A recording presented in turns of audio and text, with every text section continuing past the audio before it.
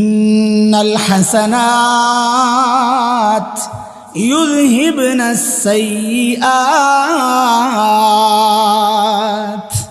আল্লাহ বলেন নিশ্চয়ই নেক আমল বহু গুনাহকে মিটায় দেয়। আমি একটা হাদিস শোনাই তাহলে বুঝবেন আপনারা। এমন অসংখ্য হাদিস আছে, নেক আমল গুনাহ যে মুছা দেয় এমন অসংখ্য হাদিস আছে। যেমন একটা হাদিস শোনাই, আল্লাহর হাবিব সাল্লাল্লাহু আলাইহি ওয়াসাল্লাম বলেন, মান হাজ্জা লিল্লাহ ফালাম ইয়ারফাস ওয়ালাম ইয়াফসুক রাজাআ কায়াউমিন ওয়ালাদাতহু উম্মুহ। নবী বলেন, কেউ যদি আল্লাহর জন্য হজ করে, কার জন্য হজ কার জন্য করে? জোরে গন্ধ কার জন্যে? তো হজ যদি আল্লাহর জন্যই করে তো নবীর এই কথা বলার দরকার কি? কেউ যদি আল্লাহর জন্য হজ করে, হজ তো আল্লাহর জন্যই করবে। বোঝা গেল একটা ঘাটতি আছে, ঘাপলা আছে, এখানে একটা এদিক ওদিক লাইন আছে, না রে নবী এই কথা বলতেন না। কিছু হজ এমন হবে যেগুলো আল্লাহর জন্য হয় না, নবী জানতেন। আমাদের দেশে বহু মানুষ আছে যারা হজ আল্লাহর জন্য করে না, নিজের জন্য করে। একটা হাজি সাহেব লাগাইতে টাইটেল, এটা প্রমাণ কি হজ আল্লাহর জন্য করে নাই? প্রমাণ হইল যদি হজ আল্লাহর জন্য করত, তার হজের আগের জিন্দিগি পরের জিন্দিগি এক থাকতো না। অথচ আমরা কি দেখি, হজের আগেও সন্ত্রাসী আসিল, চাঁদাবাজ, হজের পরে আইসা আরো বাড়াইয়া দিস, হজের খরচা শুদ্ধা উড়ায়। হজের আগে ছিল দুর্নীতিবাজ, এখনো দুর্নীতি করে। হজের আগে সুদ খাইতো, এখনো সুদ খায়। হজের আগেও ঘুষ খাইতো, হজের পরেও ঘুষ খায়। আছে না নাই কথা কর? তা আমি বলি তার হজের পার্থক্য কি হইল? কোনো পার্থক্য নাই, খালি একটা, কি আগে আসিল সুদখোর, এখন হইল আলহাজ সুদখোর। আগে আসিল ঘুষখোর, এখন আলহাজ ঘুষখোর। আগে আসিল সন্ত্রাসী, এখন বলেন না আপনারা, ডরেন নাকি? এখন আলহাজ। এতটুকুই পার্থক্য। তার জীবনের, তার চরিত্রের, তার স্বভাবের কোনো পরিবর্তন নাই। বোঝা গেল ওই হজ আল্লাহর জন্য হয় নাই। অথচ যদি আল্লাহর জন্য হইতো, এই আমলটার দাম ছিল কত? সুবহানাল্লাহ। নবী বলেন, হজটা যদি এমন হয় যেখানে গিয়ে সে কোনো গুনাহ করে নাই, অশ্লীল কাজে জড়ায় নাই, মুহাদ্দিসরা ব্যাখ্যায় বলেছেন কোনো আমলের ত্রুটি হয় নাই, যা যা বিধান আছে হজের, ফরজ, ওয়াজিব, সুন্নত সব ঠিকঠাক মতো আদায় করছে, সে হজ করে যখন বাড়ি ফেরত আসে, আল্লাহর নবী বলেন সে কেমন পবিত্র হয়ে যায়, তার অতীতের গুনাহগুলা কেমন মুছে।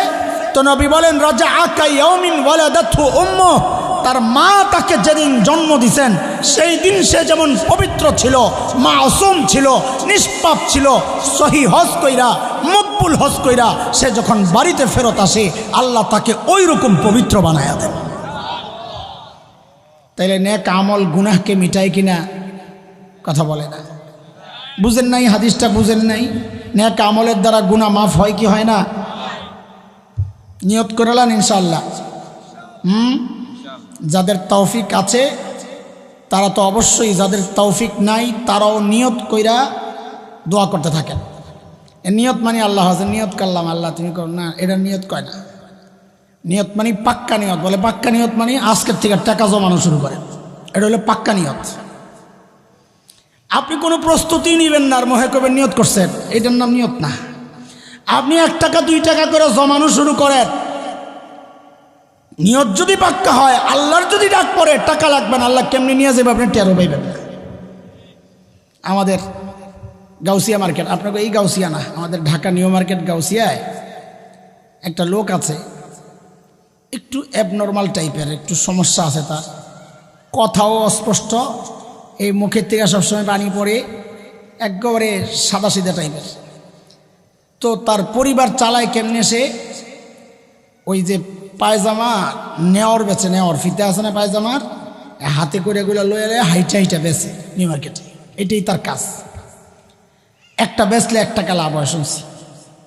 তো এগুলো হাইটা বেছে, সারাদিন যা বেছে এটা দিয়ে সংসার চলে।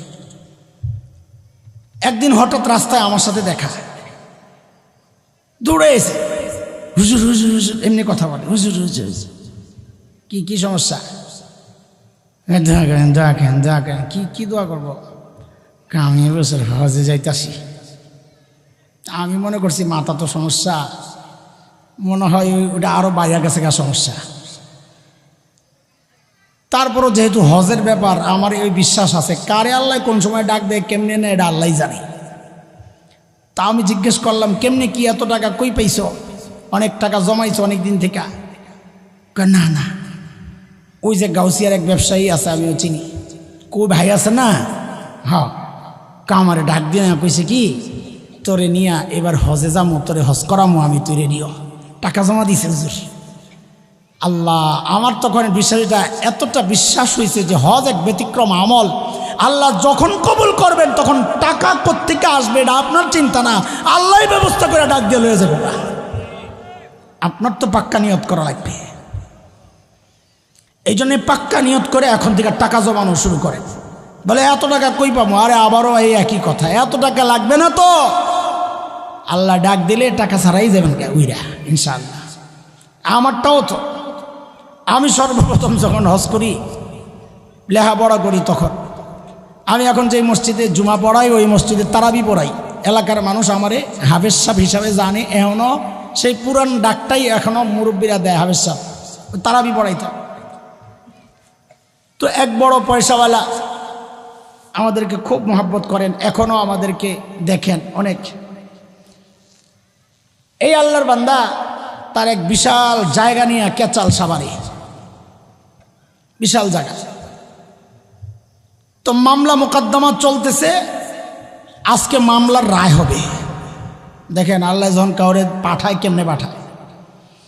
তো সে কোর্টে যাওয়ার সময় নিয়ত করে গেছে যদি মামলা আমার পক্ষে রায় আসে তা আমার হাফেজ রে হজে পাঠাবো। তখন মাত্র পড়ি 4 লাইন, ওই হুজুররা বুঝবে লেখাপড়া শেষ করার এখনো 3 বছর বাকি।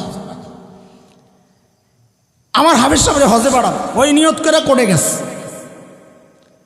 আসলে মান্যতের ব্যাপারে নবী আলাইহিস সালাম বলেছেন আল্লাহ কামজুসের পকেট থেকে পয়সা বাইর করে, এছাড়া আর কোনো লাভ হয় না। মান্যত করলে সিদ্ধান্ত পাল্টায় না, এটা মাথায় রেখেন।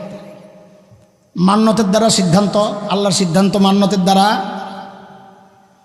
মান্যতের লাভ একটাই, কাঞ্জুস এমনি খাওয়ায় না, এমনি দেয় না। আল্লাহ মান্যতের মাধ্যমে কাঞ্জুসের পকেট থেকে পয়সা বের করে, এই এদুরই লাভ।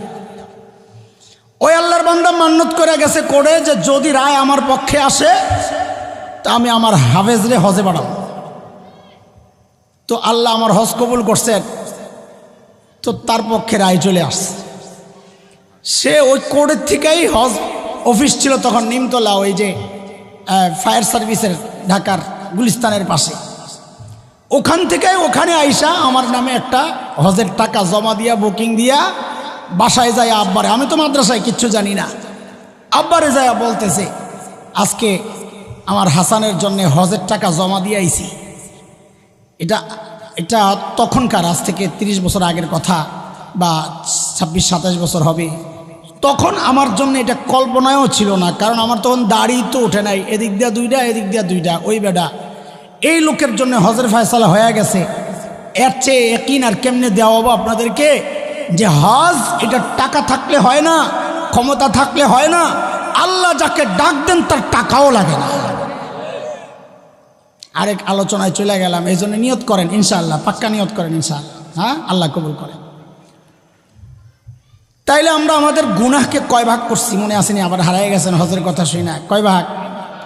1 ভাগ যেই গুনাহগুলো আল্লাহ ছাড়ও দেন, আরেক ভাগ গুনাহ যেগুলো নেক আমলের দ্বারা আল্লাহ মিটায়া, আরেকটা গুনাহ আছে যেগুলোর ব্যাপারে আল্লাহ বলেছেন আমি ছাড় দিলেও ছেড়ে দিব না। ওই যেটা আপনারা মুখস্থ করছেন পড়া, ওইটা। আচ্ছা আপনারা বলেন তো, এই যে 3 প্রকারের গুনাহ, কিছু গুনাহ আল্লাহ এমনি মাফ করে দেন, কিছু গুনাহ নেক আমলের দ্বারা মাফ হয়ে যায়। এই যে 2 প্রকারের গুনাহ, আবার কিছু গুনাহ যেগুলোকে আল্লাহ বলেছেন আমি ছাড়বো না। বলেন এই 3টার মধ্যে মারাত্মক কোনটা? কোনটা? 3 নাম্বারটা বলেন, তা সহজ হবে বলা। কয় নাম্বারটা? তাইলে ওই 3 নাম্বার গুনাহ সম্পর্কে আমাদের জানা দরকার কিনা? নাইলে আমি বাঁচবো কেমনে? যেই গুনাহ আল্লাহ বলেছেন আমি ছাড়বো না, আমি না জানলে বাঁচবো কেমনে? তা আমি যে আয়াতে কারিমা পড়েছি শুরুতে, ওই আয়াতে আল্লাহ তাআলা ওই গুনাহগুলার কথা বলেছেন, যে গুনাহ সম্পর্কে আল্লাহ বলেছেন আমি ছাড় দিলেও কি দিব না। তো আল্লাহ বলেন বালা মান কাসাবা সাইয়্যাতান ওয়া আহাতাত বিহি খাতিআতুহু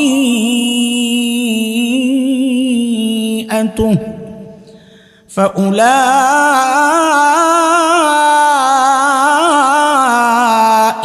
আসহাবুন নার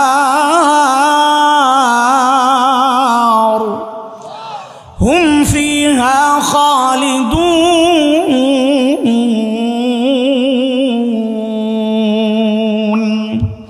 আয়াতের তর্জমা করব না, আমি শুধু বিষয়টা বুঝাই। আল্লাহ তাআলা বলেন যেই গুনাহ বান্দাকে চারদিক থেকে ঘিরে নেয়, গুনাহ ঘিরালয়। মুফাসসিররা বলেন গুনাহ ঘিরে নেয় মানে বলে যেই গুনাহ থেকে বান্দা বের হইতে পারে না। আরো সহজ করে বললে যেই গুনাহ বান্দা ছাড়তে পারে না। আরো সহজ করে যদি বলি যেই গুনার সাথে বান্দার অভ্যাস তৈরি হয়ে গেছে। আরো যদি ইজি করে বলি যেই গুনাহটা বান্দা নিয়মিত করে ছাড়তে পারে না, ছাড়ে না। আল্লাহ বলেন ওই গুনাহ আমিও ছাড়বো না। তুমি গুনাহ ছাড়তে পারো না, তা আমিও তোমাকে ছাড়বো না। নাউজুবিল্লাহ পড়েন, নাউজুবিল্লাহ। এখন সেই গুনাহ কি যা আমাদেরকে ঘিরে নিয়েছে আমরা ছাড়তে পারি না? কি সেই গুনাহ সবার যে একটাই হবে এটা জরুরি না। সেই গুনাহ আমার একটা হইতে পারে, মরনার আরেকটা হইতে পারে, আপনাদের আরেকটা হইতে পারে। কেউ মিথ্যা কথা বলে, এই গুনায় সে ফেঁসে গেছে, ছাড়তে পারে না। কেউ মদ খায়, সে ছাড়তে পারে না। কেউ সুদ খায়, ছাড়তে পারে না। কেউ ঘুষ খায়, ছাড়তে পারে না। এক একজনের এক এক রকম গুনাহ হইতে পারে। কিন্তু আমরা এই সমাজ নিয়ে বসবাস করি, এই সমাজের দিকে তাকায়া আমাদের যেটা অনুভূতি, কিছু কমন গুনাহ আছে যেই গুনার মধ্যে এই সমাজের প্রায় সব মানুষ জড়ায় গেছে, প্রায় সব, কিন্তু ছাড়তে পারে না। যেই গুনায় বুড়াও জড়াইছে, জুয়ানও জড়াইছে। যেই গুনায় হুজুরও জড়াইছে, সাধারণ মানুষও জড়াইছে। যেই গুনায় কোনো ইমামও জড়াইছে, মুসল্লিও জড়াইছে। যেই গুনায় কোনো পীরও জড়াইয়া গেছে, মুরিদরা তো আরো আগে জড়াইছে। বলে সেই গুনাহটা কি? সেই গুনাহটা হচ্ছে টাচ মোবাইলের গুনাহ। বলেন টাচ মোবাইলের গুনাহ। কে বলবে যে এই গুনায় সব শ্রেণীর মানুষ জড়ায়? বলেন কি নারী, কি পুরুষ, কি বুড়া, কি জোয়ান, কি আলেম, কি সাধারণ মানুষ, কে বলবে যে টাচ মোবাইল চালায় অথচ গুনার মধ্যে জড়ায় নাই? কে বলবে? আল্লাহর কিছু খাস বান্দা তো আছে অবশ্যই, যারা নিয়ন্ত্রিতভাবেই চালায়, নিয়ন্ত্রণ করে চালায়, অবশ্যই আছে। কিন্তু কয়জন সেটা বলতে পারবে বুক ফুলাইয়া যে টাচ মোবাইল চালায় অথচ গুনাহ করে না? আর এমনকি ওই টাচ মোবাইলের গুনাহ এখন ছোট্ট বাচ্চারাও জড়ায় গেছে। বলে বাচ্চার তো গুনাহ নাই, সেটা আমিও জানি, কিন্তু গুনায় অভ্যস্ত, সে অভ্যাস তৈরি হচ্ছে আস্তে আস্তে। আগে বাচ্চাদেরকে মা ঘুম পড়াইতেন আল্লাহ আল্লাহ জিকির করে করে, পিঠের মধ্যে আল্লাহ আল্লাহ বলে বলে থাপড়াইতেন আর ঘুম পড়াইতেন। ওই বাচ্চার সামনে এখন হিন্দি সিনেমার গান না ছাড়লে সে ঘুমাইতে চায় না, তার সামনে গান না ছাড়লে সে খাইতে চায় না। তার মানে ছোট্ট বাচ্চাটাও ওই মোবাইলের গুনায় জড়ায় গেছে। এটা কিসের গুনাহ? চোখের গুনাহ। এই গুনাহ কিসের গুনাহ? বলেন সবাই, এই গুনাহ কিসের গুনাহ? চোখের গুনাহ। চোখের গুনাহ মিয়া ভাই, বাবা, আমার সন্তানেরা, এক ভয়ঙ্কর গুনার নাম হচ্ছে চোখের গুনাহ। নবী আলাইহিস সালাম এই গুনাহ সম্পর্কে বলার ক্ষেত্রে একটু ভিন্নতা এনেছেন। কি বলেন নবী? নবী বলেন আন-নাজরু সাহমুন মাসমুমুন মিন সিহামি ইবলিস। নজর হচ্ছে ইবলিসের বিষাক্ত তীর, বিষাক্ত তীর। বুঝের জিনিস এটা। বিষাক্ত তীর মানে কি? বিষাক্ত তীর নরমাল তীরের পার্থক্য কি তো বুঝেন একটু।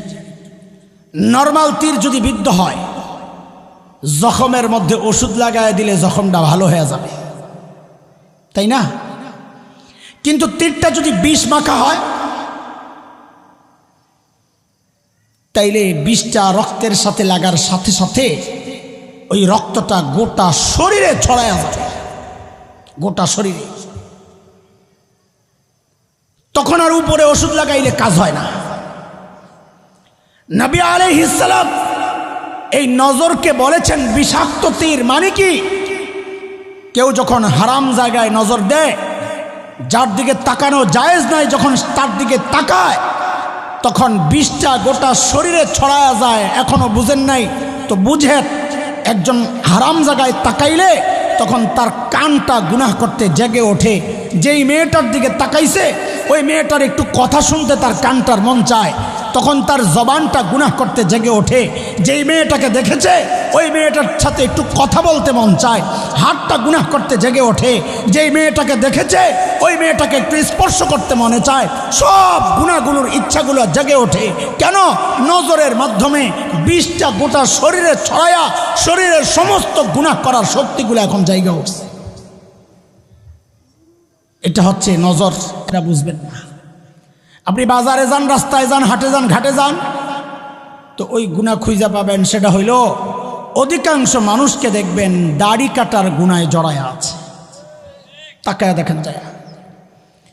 অধিকাংশ মানুষ টাকনোর নিচে কাপড় পরার গুনায় জড়ায় আছে। তাকায় দেখেন যায়। আর মেয়েদের জন্যে, আমার বোনদের জন্যে, যারা পর্দা করে না তারা তো গুনার মধ্যে আছেই, সেটা আলাদা। যারা পর্দা করে, এই পর্দানসীন অধিকাংশ নারী একটা গুনায় জড়ায়া। ভালো করে বুঝেন একটু, আমার বোনরাও শুনুক, ভুল না বুঝুক আমাদের কি। অধিকাংশ পর্দানসীন নারী এই গুনাহটায় জড়ায়া। কি সেটা? সেটা শরীয়তের একটা দৃষ্টিভঙ্গি। আগে বুঝেন, তাইলে গুনাহ আপনিও বাইর করতে পারবেন।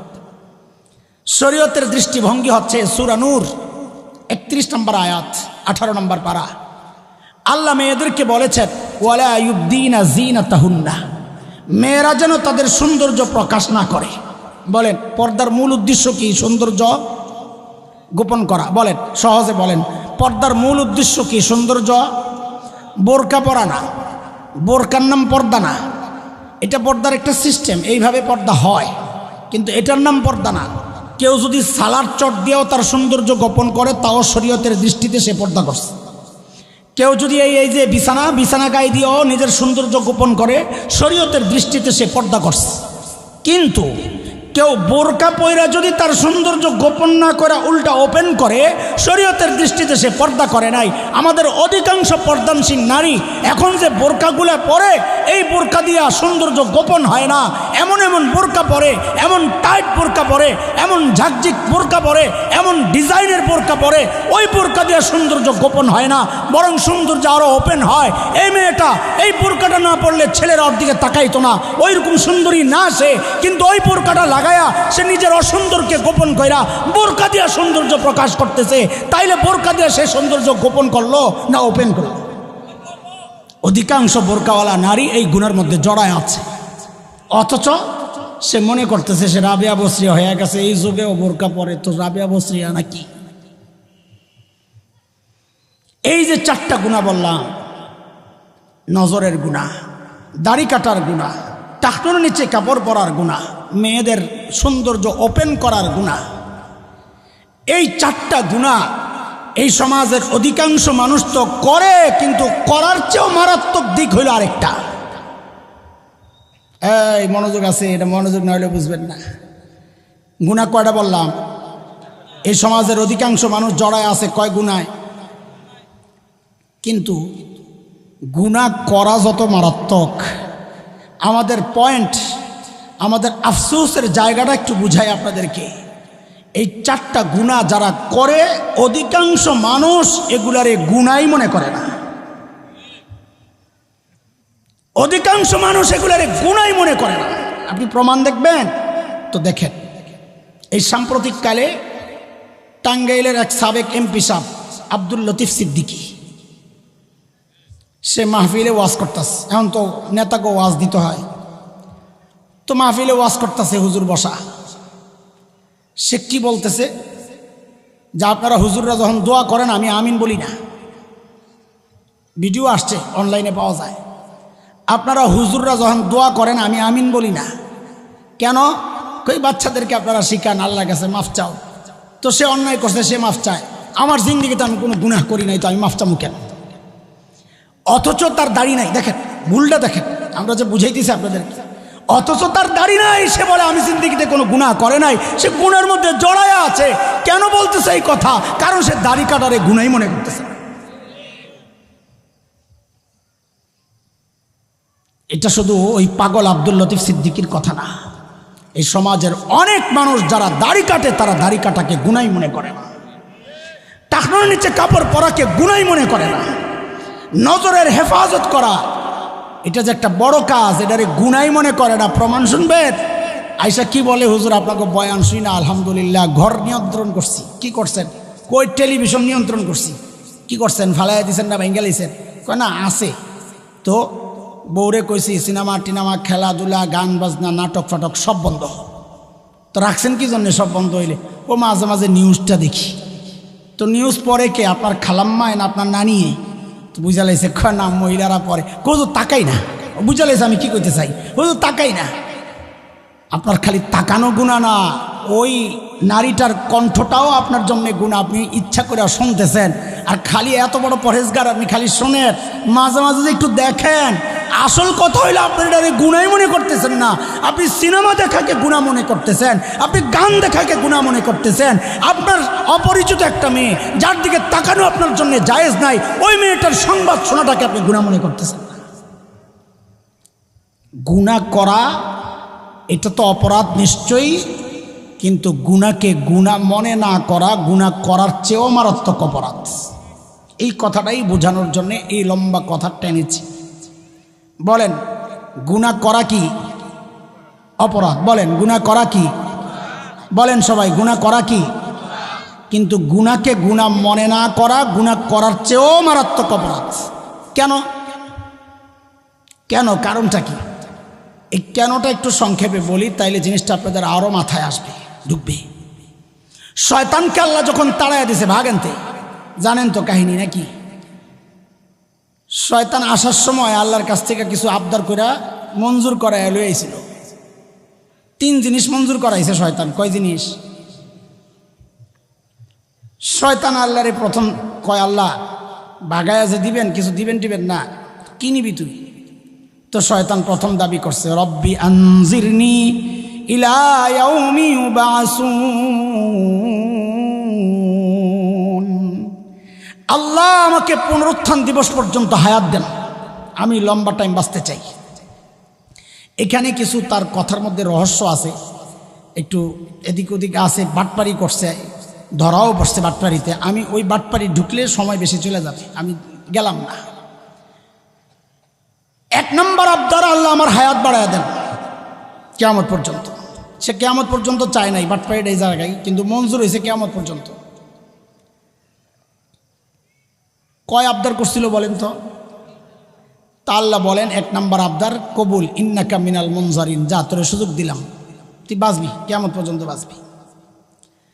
এই সুযোগ পাইয়াই শয়তান দিছে 2য় আবদার, আল্লাহ দুনিয়ায় যায় যে মানুষের ডাক দেবো, আয় খেলা হবে, আদমের তো বহু সন্তান থাকবে, আমি তো একা, আদমের এত সন্তানের সাথে আমি খেলবো কেমনি? আমার খেলার লিগে প্লেয়ার লাগবো না, আমার কর্মী লাগবো না, আমার দলের লোক লাগবো না, তো কি চাস? বলে আদমরে যেমন সন্তান দিবেন আল্লাহ আমারও কিছু সন্তান দেন। তা আল্লাহ কয় যা, আদমের মতো তোরও সন্তান হবে, যা।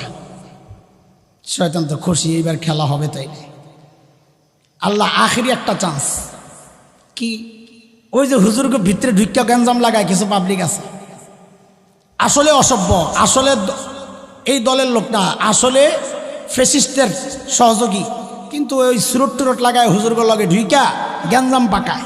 এটা শয়তানের থেকে শিখছে। শয়তানও আল্লাহর কাছে 3 নম্বর আবদারটা করছে, আল্লাহ আমি একটু আপনার বান্দার ভেতরে ঢুইকা রগে রগে দৌড়াইতে চাই, যেন ভিতর থেকে আমি ওরে বিভ্রান্ত করতে পারি। তো আল্লাহ ওইটারও মঞ্জুর করছে।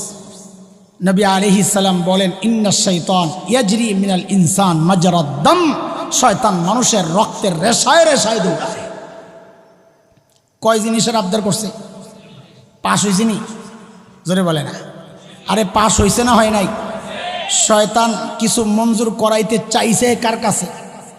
জোরে বলেন না, আরো জোরে বলেন। কার কাছে চাইছে? মঞ্জুর হয়েছে নি? হয়েছে? মিয়া তুমি তো মিয়া শয়তানের চেয়ে খারাপ।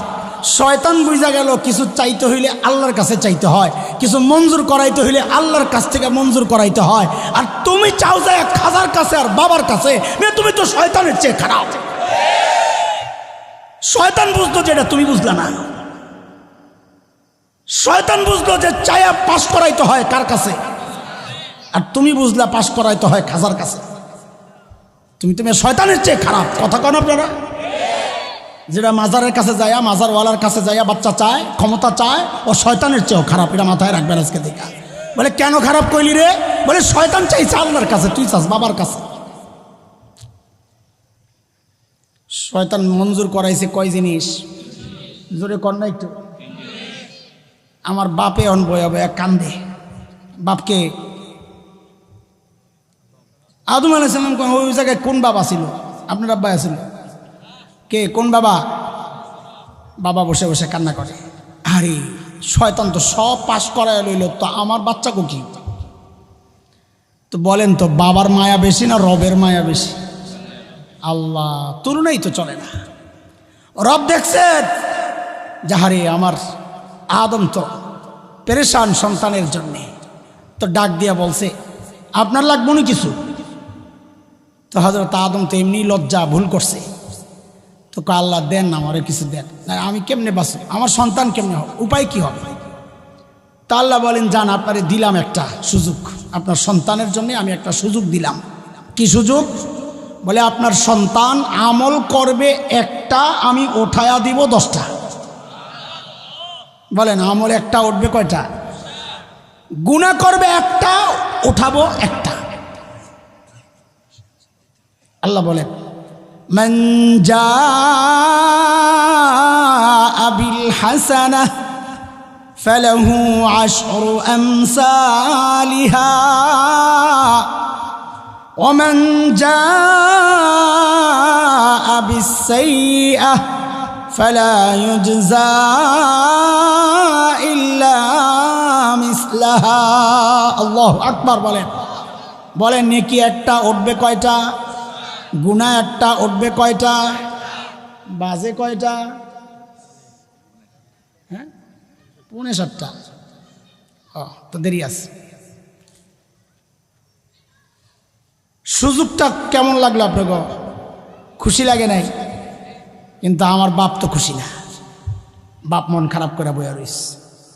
কারণ কি? বাপ জানে আমার সন্তান নেকি একটা করলেন আপনি 10টা দিবেন, হয়তো সারাদিন বইয়ে ফেসবুক চালাইবো, আমল করার সুযোগ কই?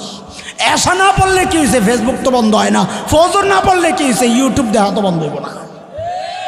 গুনাহ তো চালু থাকবে, নেকি তো করবে না। করলেন আপনি একটারে 10টা বানাইবেন, জিরোরে তো 10 বানাইবেন না। একেরে কি বানাবেন? তো এক ঢুকলে না 10 হবে, এক তো ঢুকবো না।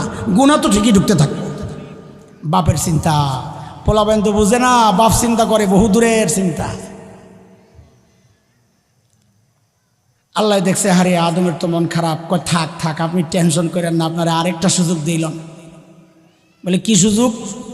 বলে আমি আমার বান্দারে মানে আপনার সন্তানরে ফিরিস্তা দিয়া চারদিক দিয়ে গার্ড দিয়া ব্রেকেট দিয়া রাখবো, নিরাপত্তা বলয় তৈরি করব যেন শয়তান ওর কাছে যাইতে না পারে।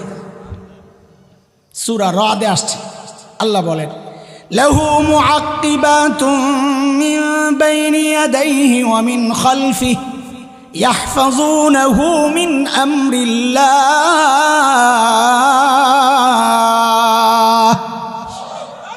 আমি চারদিক থেকে নিরাপত্তা বলয় তৈরি করব, শয়তান কাছে যাইতে পারবে না। নবী আলাইহিস সালাম বলেন আমরা যেমন খাবার থেকে মাছি তাড়াই না দূর দূর করে, ফেরেশতারাও আমাদের চারদিক থেকে এরকম শয়তানকে তাড়াই থাকে সর সর সর সর। কিন্তু আমার বাপের মন খারাপ, তাকায় রয়েছে চুপচাপ, কান্দে কান্দে বয়াবে। কি মন খারাপ কেন? খুশি না আপনি? আল্লাহ আমার সন্তানরে আপনি ফিরিস্তা দিয়া নিরাপত্তা দিবেন, এতে বেঁচে যাইব। এর সে নিরাপদ জায়গা জান্নাতে তো আমি নিজেই আসিলাম, আমি তো খাইছি ধরা। বুঝেন না এই কথা? ফিরিস্তা দিয়ে বলয় তৈরি করবেন, এর সে নিরাপদ জায়গা তো জান্নাত, ওখানে তো আমি আসিলাম, তাও তো ধরা গায়ে গেছি। কারণ হ্যাঁ তো কাছে যাওয়া লাগে না, হ্যার কাছে তো রিমোট আছে, দূর থেকে চ্যানেল পাল্টায়। অশ্বাসা আগে আমরা বুঝাইতে পারতাম না, এই রিমোট আসার পরে এখন অশ্বাসা বুঝাইতে পারি। দূর থেকে যে চ্যানেল পাল্টানো যায়, ঘুষ খাইতেছে খাইতেছে খাইতেছে, লগে দিয়ে একটা সুদের চ্যানেলে জায়গা, তো এটাও একটু চুপ করে। আবার এদিক দিয়ে জিনার চ্যানেলে জায়গা, চ্যানেল পাল্টায় মদের চ্যানেলে জায়গা, সব চ্যানেল চলে। রাত্রে বয়াবে টিপে না, একটা একটা করে চ্যানেল পাল্টায়, শয়তানা বয়াবে চ্যানেল পাল্টায়। এক চ্যানেল গিরগির করে, কয়টা বাদ দেয় আরেকটা ঢুক, এক চ্যানেলে বাধা আইছে তো আরেকটা জায়গা। আল্লাহ আল্লাহ হেফাজত করেন। আমার বাপের পেরেশানি আল্লাহ দেখা, আরে আমার বান্দায় তো চিন্তায় মরিয়ে যাব। তা আবারও জিজ্ঞেস করি, বাবার মায়া বেশি না রবের মায়া? তো রব কি বলেন এবার, আরে আমি তো আমার বান্দার জন্য স্পেশাল একটা রাখছি, আপনি এত টেনশন করেন কেন? তো বাপ তো খুশি হয়ে গেছে, আল্লাহ ওই স্পেশালটা দেন না, দেন না। তো আল্লাহ জানাইয়া দিচ্ছেন, যান যান যান যান, স্পেশাল আখেরিটা দিয়ে দিচ্ছি। সেটা কি?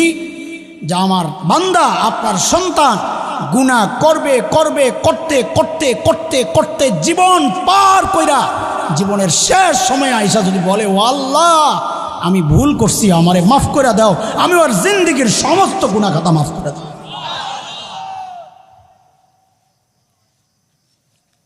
যেই না আল্লাহ এই কথা কইছি, এখন তো শয়তানের মন খারাপ, শয়তান লাভ দিয়ে উঠছে, আল্লাহ এটা কি, এটা কি করলে? যদি সব মাফ কইরেই দিবেন, তা আমারে ওই 3 সুযোগ দিয়েছেন কোন কামের জন্য, আমি এটিতে কি করব? সারা জীবন আমি মেহনত করে হের পেছনে হেরে গুনাহ করামো, আর শেষ সময় আপনার ডাক দিলে আপনি দিবেন মাফ কইরা, তো আমার এই 3 সুযোগ দেওয়ার দরকার কি আছে? শয়তানের মাথায় তো কুবুদ্ধি খালি ঘুরে। তো শয়তান কি কয় আল্লাহরে জানে। এটা হলো আমাদের পয়েন্ট, আলোচনার মাথায় রাখেন। পিছনে রেখে আসছি কথা কি, গুনাহ করার চেয়ে গুনাহকে গুনাহ মনে না করা বেশি খারাপ। মনে আছে কথা? আসেন এইবার বাটপার শয়তান দাঁড়াইছে, আল্লাহ আমি এত বাটপার কর না, আপনি আপনার বান্দা তওবা করলে সব মাফ করে দিবেন না, এটাই তো দেখায়া দিলেন আখেরিটা। তো শুনেন, আমিও আপনার বান্দারে দিয়া এমন গুনাহ করাবো যেন সে তওবা না করে। তওবা করলেই তো মাফ করবো, তাই না? বলেন না? আরে বুঝেন, তওবা করলে তো শয়তান কি কয়, আমি এমন গুনাহ করাবো যেন সে তওবা বা হুমকি দিয়া তো শয়তান ছাড়া দিছে। মুহাক্কিক ওলামারা পেরেশান হয়ে গেছে, আরে ওইটা কোন গুনাহ যে গুনাহ বান্দা করে কিন্তু তওবা করে না। খুঁজতে খুঁজতে খুঁজতে খুঁজতে মুহাক্কিক ওলামারা পাইছেন খুঁজা, আরে এটা তো ওই গুনাহ। কি গুনাহ? কই যে গুনারে মানুষ গুনাহ মনে করে না, যে গুনারে মানুষ গুনাহ মনে করে না। আরে তওবা তো করবে গুনাহ মনে করলে। ওই যে আব্দুল লতিফ সিদ্দিকী বলল যে আমি আমিন বলি না কেন, কারণ আমি তো গুনাহ করি নাই। আরে তার তওবা নসিব হয় না তো এই জন্যে, কারণ সে যে গুনাহ করেছে সে গুনারে গুনাহ মনে করতেছে না। বেদাত এত মারাত্মক গুনাহ কেন? কারণ এই গুনার তওবা নসিব হয় না। কেন? যে বেদাত করতেছে সে তো মনে করতেছে আমি সওয়াবের কাম করতেছি, আমি তওবা কেন করব? এটা কত বড় ভয়ঙ্কর গুনাহ দেখেন। এই জন্য বলেছি গুনাহ করাটা যত মারাত্মক, গুনাহকে গুনাহ মনে না করা তার চেয়ে বেশি মারাত্মক। কেন? গুনাহ করলে যদি অনুভূতি থাকে আমি গুনাহ করছি, কোনোদিন না কোনোদিন তওবার সুযোগ থেকে যায়। আর গুনারে গুনাহ মনে না করলে তওবার আর সুযোগ আসে না, কারণ তওবা কেন করবে? সে তো গুনাহই করে নাই, তার চিন্তায়। বুঝে আসছেনি কথা? এখন বলেন, যেই গুনাহ আল্লাহ বলেছেন আমি মাফ করব না, ওই গুনাহ ছাড়া দরকার কি দরকার না? বলেন, আমি জিজ্ঞেস করি, স্পষ্ট বলেন, ছাড়া দরকার কি দরকার না? এই গুনাহ ছাড়ার রাস্তা কি? গুনাহ ছাড়া তওবা হলো গুনাহ মাফ করানোর রাস্তা। হ্যাঁ, তওবা করলে গুনাহ আটকায়, এটাও ঠিক, কিন্তু এটাই চূড়ান্ত ব্যবস্থা না। তওবা হচ্ছে অতীতের গুনাহ মাফ করানোর জন্যে। ভবিষ্যতের গুনাহ থেকে বাঁচার জন্যে কি করব? তো আল্লাহ তাআলা একটা চমৎকার সুযোগ দিয়েছেন আমাদের সামনে। আল্লাহ বলেন, সূরা আলে ইমরানে আসছে, আল্লাহ বলেন, কুল ইন কুনতুম তুহিব্বুনাল্লাহ ফাত্তাবিউনি ইউহিব্বুকুমুল্লাহু ওয়া ইয়াগফির লাকুম যুনুবাকুম ওয়াল্লাহু গফুরুর রহিম।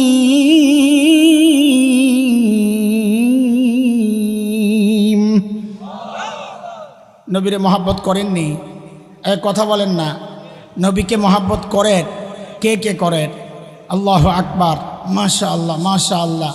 আমিও করি, চেষ্টা করি, আলহামদুলিল্লাহ। হাত নামান, আমার নবীকে মহব্বত করার প্রমাণ হাত ওঠানো না। নবীকে মহব্বত করার প্রমাণ হাত ওঠানো না, যে হাত উঠাইলাম প্রমাণ হয়ে গেল আমি নবীর মহব্বত করি। নবীকে মহব্বত করার প্রমাণ নবীর জন্মদিনে উৎসব করা না। নবীকে মহব্বত করার প্রমাণ আল্লাহ যা বলেছেন ওইটাই আমার মন মতো প্রমাণ দিলে হবে না। তো আল্লাহ কি বলেছেন? আল্লাহ নবীকে দিয়া বলাচ্ছেন যে আপনার উম্মত মহব্বতের অনেক প্রমাণ দিবে। সিন্নি খায়া, জিলাপি খায়া, মিলাদ পইরা, জশ্নে জুলুসের মিছিল বাইর কইরা, লাফায়া লাফায়া মিলাদ পইরা মহব্বতের অনেক প্রমাণ দিবে। কিন্তু আপনি বলে দেন এগুলো একটাও প্রমাণ না। দেখেন আল্লাহর বলার ঢংটা একটু বোঝেন। আমরা অনেক সময় বাচ্চাদের উপর বেশি রাগ যখন করি না, তারে আর সরাসরি কিছু বলি না, তার সামনে তার মারে বলি। কি বলি? তোমার পোলারে কয়া দিও, কিন্তু হুমকিটা বুঝছেন না? তোমার মায়ের কয়া দিও, আমি ধরলে কিন্তু ছাড়ুন না। এই কথাটা তো ডাইরেক্টও বলতে পারতাম না, এই তোরে ধরলে কিন্তু ছাড়ুন না। কিন্তু যখন বেশি রাগ ওঠে তখন নারে মাঝখানে ঢুকায় কি কই? তোমার পোলারে কয়া দিও। ঠিক আল্লাহ তাআলা যখন অনেক রাগ থাকে কোনো বিষয়ে, তো আল্লাহ নবীকে বলেন কুল কুল, আপনার উম্মতরে কয়া দিয়েন। কিন্তু বুঝেন না এই কথাটা? নবীকে আল্লাহ মাঝখানে বানান, ঢুকায় কি বলেন? আপনার উম্মতরে বলে দিয়ে। আল্লাহ সরাসরি বান্দারে কথা বলেছেন, ইয়া আইয়ুহাল্লাযীনা আমানু বইলা, ও ইমানদারেরা, ইয়া আইয়ুহান নাস, ইয়া আইয়ুহাল ইনসান, ও মানুষ, সরাসরিও বলেছে। কিন্তু যখন মাঝখানে নবীরে ঢুকায়া বলেছেন কুল, আপনি বইলা দেন, বুঝতে হবে এখানে আল্লাহ একটু রাগ হয়ে আছেন। আল্লাহ যেন বলার ঢংটা এমন, আপনার উম্মতরে কয়া দিয়ে। আমরা যেমন বলি তোমার পোলারে কয়া দিয়ে, তো কি বলে দিবেন উম্মতরে? তো আল্লাহ বলতেছেন, ইন কুনতুম তুহিব্বুনাল্লাহ, আল্লাহরে মহব্বত করে এই দাবি যদি কেউ করে, তো হাত উঠাইলে কাম হবে না, প্রমাণ দিতে হবে। প্রমাণ কি? ফাত্তাবিউনি, ওরা যেন আপনি নবীকে অনুসরণ করে, তাইলে আমি ধরে নিব ওরা আপনাকেও মহব্বত করে, আমারেও মহব্বত করে। প্রমাণ কি? নবীকে, আল্লাহকে মহব্বত করার প্রমাণ কি? নবীকে অনুসরণ করা। বলেন নবীকে অনুসরণ মানি নবীর টুপি যেমনি পড়ছেন অমনি পড়া। অনুসরণ মানি নবীর চুল যেমন ছিল ওইটা রাখার চেষ্টা করা, অথবা সাহাবীদের যেমন ছিল ওইটা রাখার চেষ্টা করা, মুছ যেমন ছিল ওইটা রাখার চেষ্টা করা, দাড়ি যেমন ছিল ওইটা করা, জামা কাপড় যেমন ছিল ওইটা করা, ভাত যেমনি খাইতেন অমনি করা, টয়লেটে যেমনি যাইতেন অমনি যাওয়া, ঘুমাইতেন যেমনি। ও আমার নবী বুঝি এগুলো একটাও করেন নাই? করছেন না করেন নাই? নবী খাইছেন জিন্দিগিতে? খাওয়ার একটা পদ্ধতি ছিল নবীর, দাঁড়ায়া পেট ভুইরা খিদা না লাগলেও খাইয়া কি করছেন? বসে বসে খাইছেন, হাত ধুইয়া খাইছেন, বিসমিল্লাহ বইলা খাইছেন, ডান হাতে খাইছেন, নিজের দিক থেকে খাইছেন। খাওয়ার মাঝে মাঝে আল্লাহর প্রশংসা করছেন, খাওয়ার আগে আল্লাহর নাম নিছেন, খাওয়ার পরে আল্লাহর প্রশংসা করছেন, দোয়া পড়ছেন। এই সবগুলোর একটা পদ্ধতি আছে। আমার জীবনের এমন কোনো কাজ নাই যেখানে গেলে আমি আমার নবীর জীবনের কোনো পদ্ধতি পাবো না। আমার নবীর জীবনটা এতটা বিস্তৃত। আমাদের বড়রা উদাহরণ দিছেন, আকাশের দিকে তাকাইলে বিশাল আকাশ, বুড়ার যদি চোখ ঠিক থাকে বুড়া দেখবে কিনা বলেন তো? আকাশ যদি খোলা থাকে বুড়া আকাশ দেখবে না, জুয়ান দেখবে না, ইমাম দেখবে না, শ্বশুর দেখবে না, বাবা দেখবেন না, বাচ্চা দেখবে না, কথা বলে না, নানা দেখবে, হ্যাঁ শাসকরা দেখবে, প্রেসিডেন্ট দেখবে, দেখবে, কথা বলেন দেখবে না, দেখবে না? তো আমাদের বড়রা বলেন আমার নবীও আকাশের মতো। বলে আকাশের মতো মানে কি? মানি বুঝো না? একটা ছোট্ট বাচ্চা যদি চিন্তা করে আমি মানব ইতিহাসের শ্রেষ্ঠ শিশু হতে চাই, বলে সে যেন শিশু মুহাম্মদের দিকে তাকায়। একটা কিশোর যদি চিন্তা করে আমি মানব ইতিহাসের শ্রেষ্ঠ কিশোর হতে চাই, সে যেন কিশোর মুহাম্মদের দিকে তাকায়। আরে মোহাব্বতের সাথে পড়েন না সাল্লাল্লাহু আলাইহি ওয়াসাল্লাম। একটা যুবক যদি চিন্তা করে আমি মানব ইতিহাসের শ্রেষ্ঠ যুবক হতে চাই, সে যেন যুবক মুহাম্মদের দিকে তাকায়। একজন পৌরা সে যদি চিন্তা করে মানব ইতিহাসের শ্রেষ্ঠ পৌর হতে চাই, সে যেন নবী মুহাম্মদের দিকে তাকায়। একজন বৃদ্ধ যদি চিন্তা করে মানব ইতিহাসের শ্রেষ্ঠ বৃদ্ধ হতে চাই, সে যেন বৃদ্ধ মুহাম্মদুর রাসূলুল্লাহর দিকে তাকায়। একজন বাবা যদি চিন্তা করেন মানব ইতিহাসের শ্রেষ্ঠ বাবা হতে চাই, সে যেন বাবা মুহাম্মদুর রাসূলুল্লাহর দিকে তাকায়। একজন শ্বশুর যদি চিন্তা করে মানব ইতিহাসের শ্রেষ্ঠ শ্বশুর হতে চাই, সে যেন শ্বশুর মুহাম্মদুর রাসূলুল্লাহর দিকে তাকায়। একজন দাদা আর নানা সে যদি চিন্তা করে আমি শ্রেষ্ঠ দাদা নানা হতে চাই, সে যেন নানা মুহাম্মদুর রাসূলুল্লাহর দিকে তাকায়। একজন ইমাম যদি চিন্তা করে শ্রেষ্ঠ ইমাম হতে চাই, সে যেন ইমাম মুহাম্মদুর রাসূলুল্লাহর দিকে তাকায়। একজন খতিব যদি চিন্তা করে শ্রেষ্ঠ খতিব হতে চাই, সে যেন খতিব মুহাম্মদুর রাসূলুল্লাহর দিকে তাকায়। একজন রাষ্ট্রনায়ক যদি চিন্তা করে মানব ইতিহাসের শ্রেষ্ঠ রাষ্ট্রনায়ক হতে চাই, দুনিয়ার কোনো তন্ত্রমন্ত্রে ইজমে কাজ হবে না, রাষ্ট্র একটাই, রাস্তা একটাই, সে যেন রাষ্ট্রনায়ক মুহাম্মদুর রাসূলুল্লাহর দিকে তাকায়। আমার নবীর জীবনটা এতটা বিস্তৃত যে যেই জায়গা থেকে তাকাবে সে তার চলার জন্য শ্রেষ্ঠ রাস্তা পাওয়া যাবে। সুবহানাল্লাহ। এ ভাই সুন্নত কেন মানবো একটু বলেন তো, আমি শেষ করব। সুন্নত কেন মানবো জিজ্ঞেস করলে বলে নবীরে মহব্বত করি, আল্লাহরে মহব্বত করি, এটা প্রমাণ দেওয়ার জন্য। এই তো না, এটা একটা মৌলিক কারণ, কিন্তু এটাই মৌলিক কারণ না। হ্যাঁ ঘুরা ওইটাই আল্লাহরে রাজি খুশি করার জন্য, এটাই মৌলিক কারণ না। দুনিয়ার মানুষ, আখিরাতে যারা দুর্বল তাদেরকে উদ্দেশ্য করে বলছি, আল্লাহর নবীর সুন্নত আমি এই জন্যে মানব কারণ এই কাজটা নবীর যে পদ্ধতি এর চেয়ে উত্তম পদ্ধতি দুনিয়াতে আর হইতেই পারে না। আমি কিছু উদাহরণ দিলে আপনারা বুঝবেন। দেখেন এখন ওই যে বিভিন্ন বুড়াদের গিরায় গিরায় ব্যথা, কোমরে ব্যথা, তো ডাক্তারের কাছে গেলে ডাক্তাররা বলে এক সময় আপনি খুব দৌড়দৌড়ি করছেন, ক্ষয় হয়ে গেছে। মানুষ এখন শুধু জগিং করে, দৌড়ায়। রাস্তা বিদেশে গেলে দেখবেন সকাল নাই, দুপুর নাই, রাত নাই, কেউ না কেউ দৌড়াইতেছে, জগিং করতেছে। এখন ডাক্তাররা নতুন করে কি বলা শুরু করছে? ডাক্তাররা বলা শুরু করছে যে খুব স্পিডে দৌড়ানো যাবে না, তাহলে হাড় ক্ষয় হয়ে বার্ধক্যে গেলে এটা অনেক কষ্টের কারণ হবে। আবার একদম ধীরে ধীরেও চলা যাবে না, তাহলে শরীরের চর্বি গলবে না, একটু স্পিডে চলা। হ্যাঁ 1400 বছর এটাকে ওরা নাম দিয়েছে ব্রিক্স ওয়াক। এই মধ্যম পন্থায় চলা, দৌড়ানো না আবার স্লো না, একটু স্পিডে হাঁটা। আল্লাহু আকবার। 1400 বছর আগে কোনো গবেষণা ছাড়াই আমার নবী চলতেন। সাহাবায়ে কেরাম বলেন যে নবী যেন উপর থেকে নিচের দিকে ঢালের দিকে যাইতেছেন, নবীর হাঁটাটাও ছিল একটু দ্রুততার সাথে, সেটা দৌড়ানো না আবার স্লো হাঁটাও না। 1400 বছর পর চিকিৎসা বিজ্ঞানীরা বলছে চলার মধ্যে সবচেয়ে উত্তম পদ্ধতি এটাই।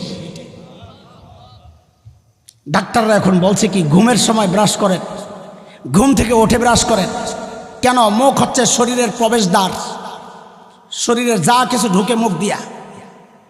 এখন মুখ যদি ময়লা থাকে, আপনি ভালো ফ্রেশ খাবার খাইলেও দরজায় যদি ময়লা থাকে ঢুকার সময় ময়লা ভিতরে যাবে না? মুখ যদি ময়লা থাকে, ফ্রেশ খানা খাইলেও ভিতরে ময়লা যায়, পয়জন তৈরি হবে, সেখানে ব্যাকটেরিয়া তৈরি হবে। তো ডাক্তাররা বলে ব্রাশ করে ফ্রেশ করো। আম্মা জান আয়েশা বলেন নবী যখন ঘুমাইতে যাইতেন মিসওয়াক করা ছাড়া আমার নবী ঘুমাইতে যাইতেন না। কোনটা বলবো বলেন? যারা ডায়েট কন্ট্রোল করে, এই পোলাপাইন এখন তো খুব ডায়েট কন্ট্রোল, না খায়া হুগায়, এটা রেকর্ড ডায়েট কন্ট্রোল। আমেরিকার বিজ্ঞানীরা, চিকিৎসা বিজ্ঞানীরা স্টিকারের মতো বানাইছে, কিছু পরামর্শ দিছে যারা স্বাস্থ্য নিয়ন্ত্রণ করতে চায়, ওজন কমাইতে চায়। তো ওখানে লেখছে কয়েকটা পদ্ধতি পরামর্শ। এক হলো ব্যায়াম করবে, ব্যায়াম দৌড়াদৌড়ি করবে। 2 জিমে যাবে, জিমে ওই যে ভারী জিনিস ওঠাবে নামাবে এগুলা জিম, বুড়ারা নাও বুঝতে পারেন জিম। ব্যায়ামের ঘর আছে আলাদা, আপনারা তো বস্তা ওঠান, এটি হলো আগেরকার জিমের সিস্টেম। এখন যাই লোহা ওড়ায়, ব্যায়াম করে, হুইয়া হুইয়া কি করে না করে বেড়া বেড়ি একখানে, এটা একটা পদ্ধতি। আরেকটা পদ্ধতি হচ্ছে ওষুধ খাওয়া ওজন কমানোর জন্য। আরেকটা পদ্ধতি হচ্ছে খাবার নিয়ন্ত্রণ করা। এরপর ডাক্তাররা লেখেন এই 4টা যদি কেউ না পারে তার জন্য 5ম পদ্ধতি। বলে এই 4টা পারবে না কেন? এই যে আমি পারবো না, ব্যায়াম করার সময় আমার নাই, জিমে যাওয়ার প্রশ্নই আসে না, সবকেই যাওয়া কষ্ট হয়ে যায়, পড়াইতে যাও, জিমে যাবো কোন সময়? আর আমরা জিমে গেলে সামনে দিয়ে তাকায় তাকায় হাসবো, হুজুরও জিমে আইছে, হুজুরের তো শরীর নাই, এটা প্লাস্টিক। খাওয়া নিয়ন্ত্রণ সম্ভব না। কেন? গেলে যদি কয় হুজুর এই মুরগাটা আম্মায় পালছে আপনার লেগা, তোর না খাই কেমনে কোন? আপনি সব জায়গায় গেলে তো এই একই কথা, জোর করে খাওয়াইতে খাওয়াইতে পেটটারে বড় করছে, এর জন্য দায়ী আপনারা, খাইতে চাই না। তো এখন দেখলাম যে আমেরিকার ওই ডাক্তারদের পরামর্শ যে এই 4টার একটাও আমার দ্বারা সম্ভব না। তো তারা নিজেরাই লেখছেন যদি কারো এটা সম্ভব না হয় তার জন্য 5ম অপশন, সেটা কি? এটা শুনেন। তাদের পরামর্শ হচ্ছে সে যেন ভালো করে চাবায়া চাবায়া চাবায়া চাবায়া ধীরে ধীরে ধীরে ধীরে খায়। কেন? এটা বুঝেন কেন? ক্রাশ ইউনিট, গুঁড়া করার জায়গা হইল মুখ, পেট না। বুঝেন? গুঁড়া করার জায়গা কোনটা? আল্লাহ বানাইছেন একটা, এটাকে বলে ক্রাশ ইউনিট। গুঁড়া করার মুখ হচ্ছে জায়গা হচ্ছে মুখ।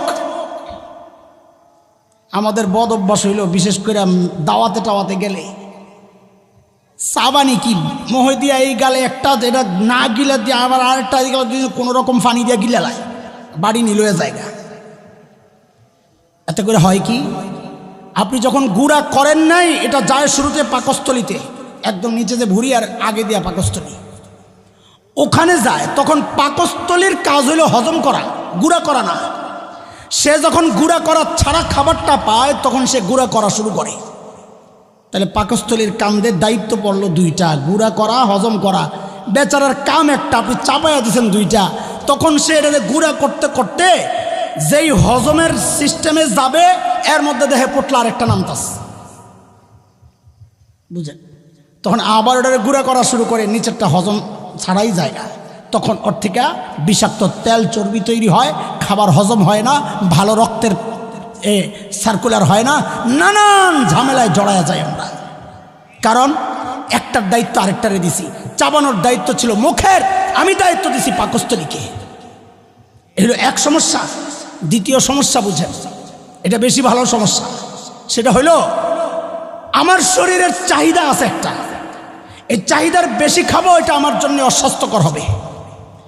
পাক যন্ত্রের মধ্যে পাক হবে না। আপনি বলেন না ডেকের মধ্যে পুরা বইরা বইরা চাইপা চাইল দিয়া যদি চুলার উপরে বসান তো দেখা যাবে নিচে দিয়া পুইরা গেছে, উপরে দিয়া কাঁচা রয়েছে, মাঝখানের কিছু সিদ্ধ হয়েছে, এক একটার এক এক অবস্থা, খাবারটা ঠিক হয় নাই।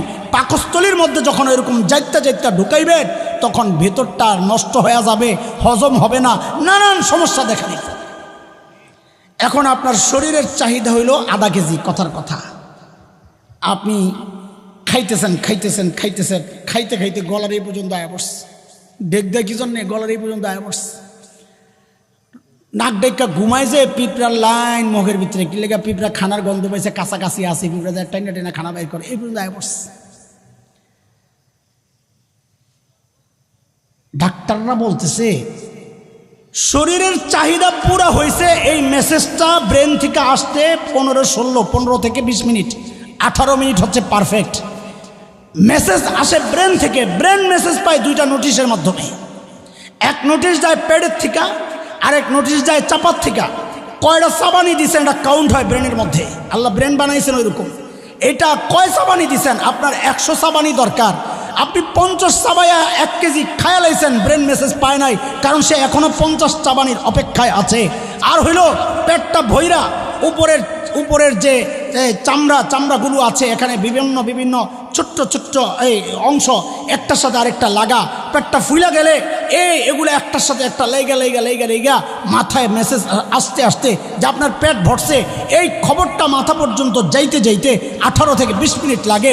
মাথায় মেসেজ গেলে মাথা ব্রেন তখন মেসেজ দেয়, রুচির মধ্যে এখানে একটা পানি বের হয় যে আর খাওয়া দরকার নাই, খাওয়া আর ভাল লাগবে না, তখন আপনি খাবার ছাড়বেন। কিন্তু 18 মিনিটে মেসেজ পাইতে 10 মিনিটে আপনার খাওয়া না পড়ছে, এই পর্যন্ত আপনি মেসেজ পাবেন কখন? বুঝতেছেন আমার কথা? একটু অন্য লাইনের কথা কইতেছে। এই যে সমস্যাগুলো আমাদের হচ্ছে কেন? দ্রুত খাওয়ার কারণে। ডাক্তাররা এই জন্য পরামর্শ দিছে ধীরে ধীরে খাবেন, ভালো করে চাবায়া খাবেন, তাহলে খাবার হজম হবে। শরীরের চাহিদা যতটুকু দরকার শরীর মেসেজ পায়া আপনাকে বলবে আর খাবা না। ধীরে ধীরে খাইলে ওই মেসেজ আসে, দ্রুত খাইলে ওই মেসেজ আসে না। আরে এখন ডাক্তাররা গবেষণা করে এই সিস্টেম বের করছে, অথচ 1400 বছর আগে আমার নবী গবেষণা ছাড়াই খাইতেন, ধীরে ধীরে খাইতেন, ভালোভাবে চাবায়া খাইতেন। ওই জন্য বলছি সুন্নত কেন মানবো? জান্নাতে যাব শুধু এই জন্যে না। সুন্নত কেন মানবো? আল্লাহকে মহব্বত করি প্রমাণ দেওয়ার জন্যে, শুধু এই জন্যে না। সুন্নত কেন মানবো? নবীকে মহব্বত করি শুধু এই জন্যে না। সুন্নত এই জন্যে মানবো কারণ এই কাজটা আমার নবী যেভাবে করেছেন এর চেয়ে উত্তম কোনো পদ্ধতি হইতেই পারে না। সুন্নত যদি মানি তো আল্লাহ বলেন ইউহিব্বুকুমুল্লাহ, আমি তাকে ভালোবাসবো। আচ্ছা আপনারা বলেন সন্তানকে ভালোবাসেন কি বাসেন না? আপনার সন্তানরে যে আপনি ভালোবাসেন, আপনি আগুনে ঝাঁপ দিতে দিবেন সন্তানরে না জড়ায়া ধরবেন?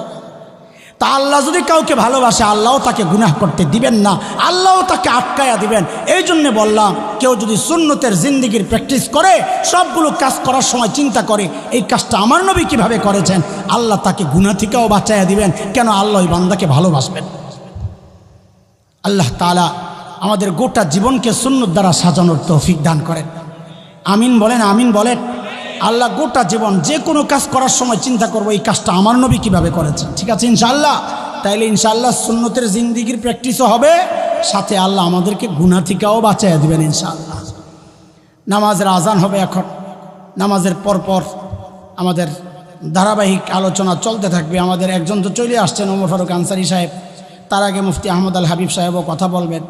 সবাই কাছাকাছি আসেন। এরপরে জুনায়দ আল হাবিব সাহেব আসবেন, কাছেই আসেন।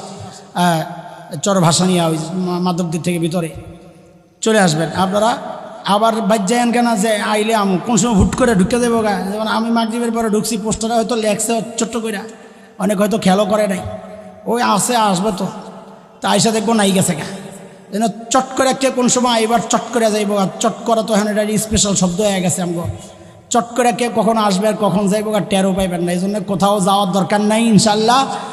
যদি যান তো আরেকজনকে আনতে যাইবেন, তাড়াতাড়ি আইবেটা এক মগায় গেছে গা, আর বাকিগুলা রয়েছে এখনো।